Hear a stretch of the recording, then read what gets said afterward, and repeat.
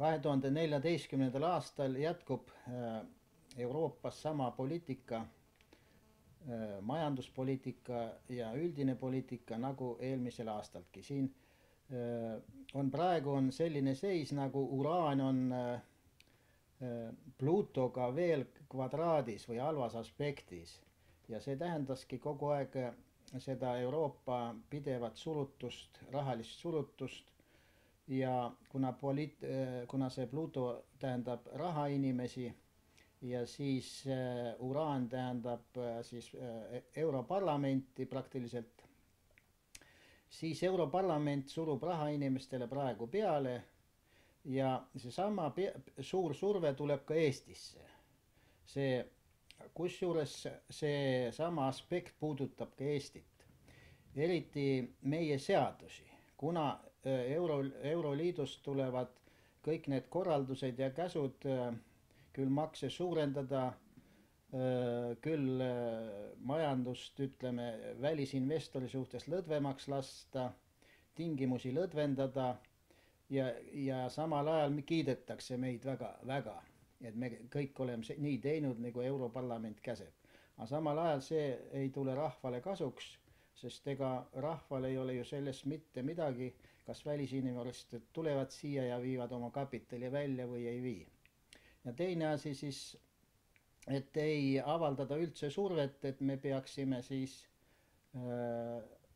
ütleme need pankurid, välispankurid, kes meil on ja suured välismaised korporatsioonid, et me peaksime neid maksustama. Ja nüüd on selline asi, et selle tõttu nüüd, et neid ei maksustata, ongi meie riigil raha tegelikult puudus. Ja lastakse siis väliskapitalil rahumeelega kõik oma kasumid välja viia, mis nad siin teenivad. Nii et see vabakaubanduse tagajärg on nüüd väga raskelt Eestile mõjunud, kuna Eesti oma kapital ei ole üldse arenenud. Nii et välispoliitikas jätkub sama suund ja meie poliitikud on muidugi kahe tule vahel nüüd. Ja alles nüüd on nad sellest nagu aru saanud, kuna rahvas ründab neid praktiliselt ja teised planeedid näitavad, Jupiter ja siis Saturn, need on allpool silmapiiri ja näitavad, et meil põhitegevus toimubki praegu, põhipoliitiline tegevus toimubki Eesti riigi sees. Ühesõnaga, me jagame siin ise oma asju, küll tülidega, küll ilma tülideta. Kõige olulisem, et aru saada, kunas on majanduslikud tõusud ja majanduslikud langused, tuleb koostada Saturni liikumise graafik. Mõned inimesed arvavad, et see on nüüd juhuslik kokkusattumus. Aga no las nad arvavad. Nii, näiteks siit on pandud terve ajalugu on võetud, terve maailma majanduse ajalugu, alates aastast 1857, kui Saturn oli kõrgseisus, kuni siis tänapäevani 2018 on see graafik koostatud. Ja siin on Saturni madalseisus 1871, 1900, 1930, 1959, 1989, 2018. Nii.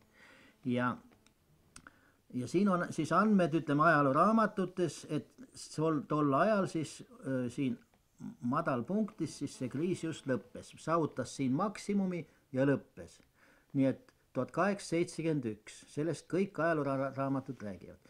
Majanduskriis 1900, sellest ka kõik ajalooraamatud räägivad. Nii, siis majanduskriis 1929-30, sellest kõik ajalooraamatud räägivad. Majanduskriis 1959-63, see oli isegi Nõukogude Liidus oli majanduskriis sel ajal, tõsteti või ja piima ja liha hinda. Nii. Siis edasi 1989, see on see Nõukogude Liidu lagunese punkt, oli majanduskriis. Ja nüüd viimane kriis siis 2018, siin saavutab siis kriis maksimumi punkti ja hakkab lõppema. Nii, majandusliku tõusu ajad on ka kõik ajalooraamatutes kirjas, 1857 manufaktuuride asutamine, kus majandus läks metsiku hooga käima. Siin manufaktuurid juba töötasid täie hooga Saksamaa isegi, Saksamaal igal pool tehti suured tehased ja Ameerikas ja 1915, see on esimese maailmasõja ajal, läks majandus just tänu sõjatööstusele, majandus arenes, see on majandusliku arengu kõrgpunkt. 1945 pärast sõda oli majanduse arengu kõrgpunkt, kus Jaapan ja Saksamaa, need, kes said kõige suuremad löögid, nende majandus tänu sellele buumile siis jõudis teistest ette, Jaapan ja Saksamaa. Siis 1974 maailma majanduse kõrgpunkt, kõik sõlmiti isegi, Nõukogude Liidu sõlmis isegi kokkulepped igasugust välisriikidega. Ja viimane kõrgpunkt siis 2004. Ja sellele graafikule nüüd vastu vaielda ei saa, seda saab ainult kontrollida, igaüks võib seda kontrollida. Võtke välja efemeriididest need madalpunktid ja siis ajalooraamatutest need aastaarvud. Ja siis igaüks võib näha, kunas on siis tõusud ja kunas on langus. Nii, see on see terve maailma majanduse graafik. Ja see maailma majanduse graafikule peale tuleb panna nüüd Eesti majandus. Vastavalt sellele, et Eesti riik, see graafik, riikide graafikud algavad riikide asutamisest peale. Täpselt selles punktis, kus need riigid asutatakse, hakkab tema majandusrütm käima. Nii, majandusrütm koosneb siis 4 faasist. Siin on 4 faasi näha. 1, 2, 3, 4. 4 faasi näha. 1, 2, 3, 4. Igal pool 4 faasi. 2 tõusufaasi, 2 languse faasi. Nii. Siin tõusufaasil on üks raskuste koht. See oli juba ära Eestis 2000, 2001. Nii. Siis hakkab languse koht Eestis, kuna maailma majandus oli tipus 2004, Eestis 2007 ja siis 2007 hakkas Eestis langus peale. Aga tänu sellele, et see on languse pool, maailma majanduse languse pool. Ja see langus kestab kogu aeg ja siin on veel üks raskem punkt. See on faasi lõpp, siin Eesti faasi lõpp. Ja faasi lõpud on ka raskustega seotud 2014, 2015. Ja maailma majandus siis pöördub, kriis lõpeb 2018, aga Eestis natukene hiljem siis 2023. Eestis asjad venivad järgi lihtsalt. Ühesõnaga, ja siis siin saab ette ennustada, mul on siin ette ka pandud veel need punktid, raskuste punktid. Kusjuures nendes punktides, kus on, ütleme, maksimaalne langus, maksimaalne tõus, toimub päris majanduslik pööre kohe. Näiteks võtke see sama pööre siin Nõukogude Liidus 1989.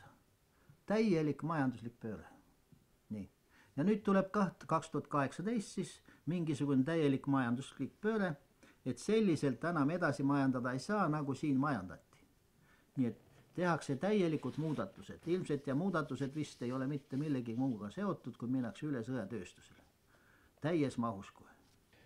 Aga raha ilmselt korjatakse nüüd kokku üle maailma ja selle tõttu tahetakse ka Ukrainat Euroliitu, sellest, et see, ilmselt see poliitiline mäng on Euroliidu korraldatud Ukrainas, et Ukrainat ikka Euroliitu saada, et sealt Ukrainas ka kehtestada veel euro. Ja kui kõikides nendes riikides on kehtestatud euro, siis on ju väga hea kõik need riigid rahast tühjaks tõmmata ja need raha koondada ühte punkti Maailmapanga kaudu. Ja siis sealt ta läheb ilmselt sõjatööstusele, kuna maailma rahaeliit kavatseb siis varsti maailmasõda alustada ja alates siis ütleme 2018. aastast siis lähebki sõjatööstus käima, kuna raha on juba koos, sellepärast et kuhu siis kadus siis need pankade rahad, mis pankadest ära kadusid. Mitte kuskile mujale, need läksid teatud isikute kätte. Ja siis